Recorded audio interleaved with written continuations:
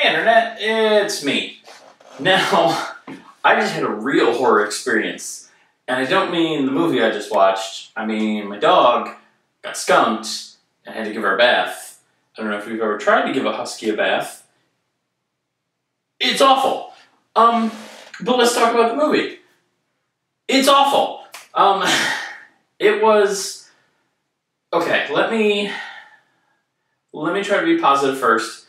It was an indie movie, so I can excuse a lot of, the effects and stuff that were in there. I'm not going to be nitpicky about the visuals because, when you're super indie, you just don't have the budget for things. I understand that. So I will not comment on any of the effects.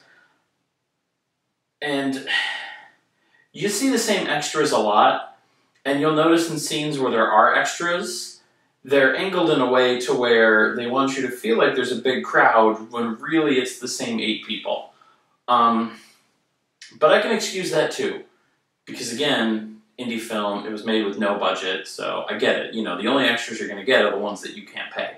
I've been in films that did the same thing, so I understand. The issues I have are...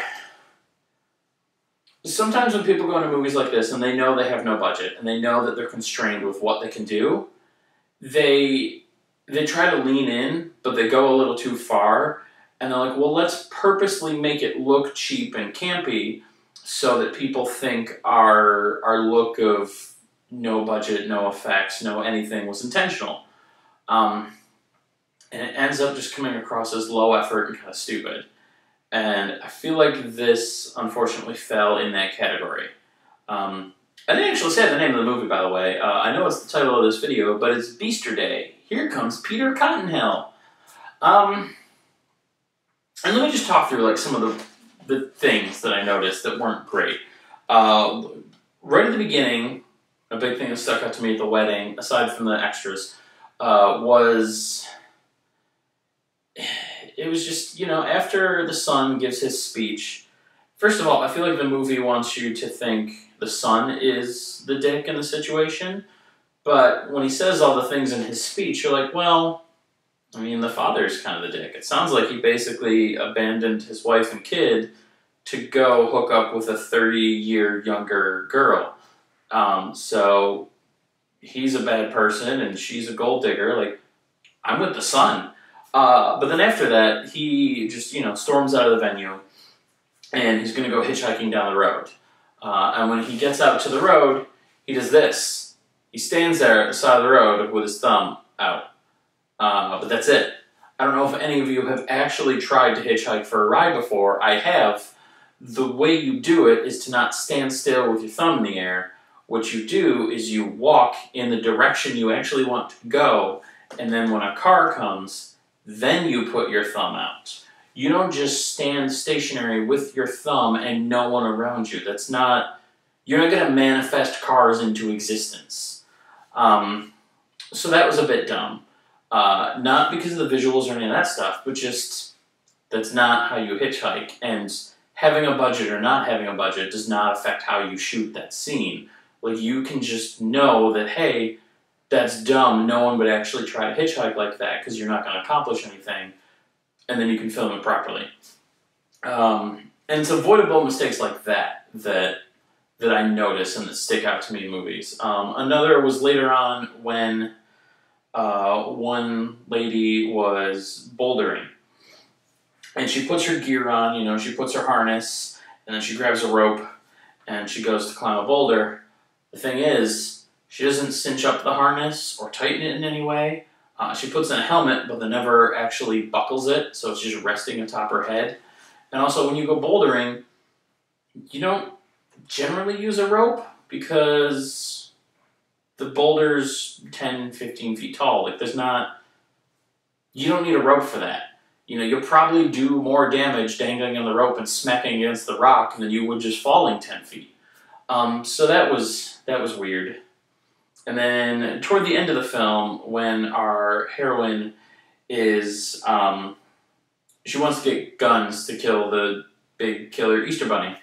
And she asks her dad where his guns are, and he says, oh, they're in the cabinet, locked. And then she goes down, and opens the door to a room, and that room is full of guns.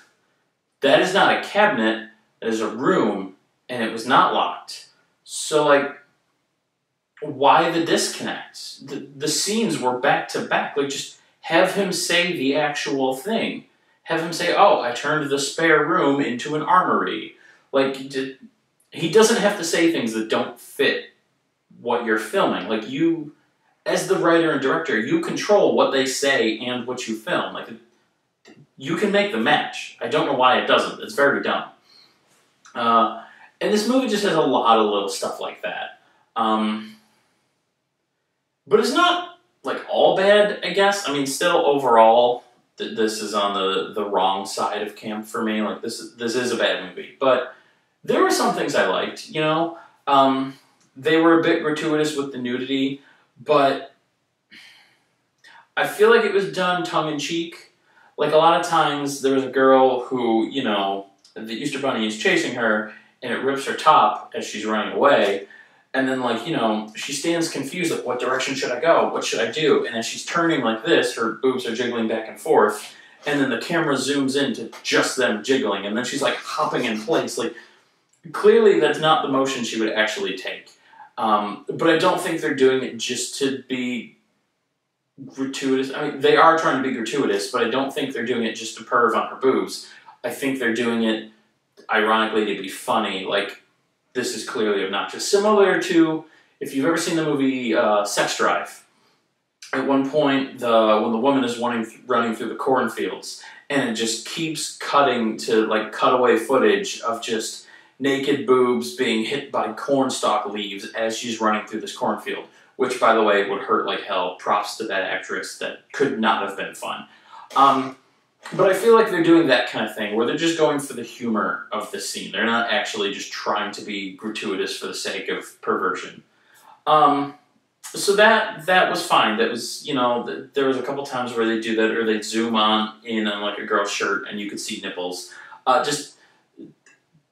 feel like that was done to be funny, and so that works. Also, the guy that plays the dog catcher, I've already forgotten the character's name, and I just watched the movie before bathing my dog, so it's only been like half an hour. The dog catcher guy, he was fine. Like, the character was stupid, but the way the actor played him and his delivery, and especially some of the faces he made, like, the physical comedy of this actor was great. I would like to see him in slightly bigger budget things, because I feel like he could be really funny. I think he killed it in that role. He was a lot of fun, so I like him. I don't know. There were a few scenes here or there that were entertaining for what they were, but overall, it feels unpolished. And not just in the indie no-budget way, just in the artistic direction way. Like, the script could have been tightened up, and, you know, some things felt tacked on or stretched out, and it just... I don't know, there's a lot of things that they could have thought through a little more, they could have scripted a little better, the direction for the actors could have been better to make them a little more believable, because again, it costs nothing to direct your people. You're already there pointing your camera at them. While you're pointing the camera at them, say, hey, that shot was okay, but maybe deliver your line more like this, or maybe emphasize this word instead of that one. Like, it's easy to do. You can just do another take. You know, footage is digital now. It doesn't cost you anything to shoot extra. So even with their budget, there's still ways they could have easily, vastly improved the movie. And those are the things that I'll hold against them. So overall, I don't know, it wasn't great. You know, I would have wanted to like it. It would be fun to have more Easter horror movies, or just non-Christmas horror movies, because I feel like all the holiday-related horror movies are Christmas. So I wanted it to be good, but it just wasn't. There's too much that just doesn't work. And then if you are someone that cares about, like, you know, the flash and the beauty of everything, you want the higher budget effects and all of that, then you're definitely not going to like it, because this is lowest of low budget. So yeah, I'm not really going to recommend this one. I can appreciate what the director and the actors and the whole team behind it were going for. it's not that they didn't put effort in. Like, they made a film. Kudos to them for doing that. You know, most people don't. So good job. But they could have worked a little harder. It definitely could have been better. I think that's where I'm going to leave this one. So, yeah, I will see you tomorrow and probably bathe my dog 3 more times in the process because she smells. Okay.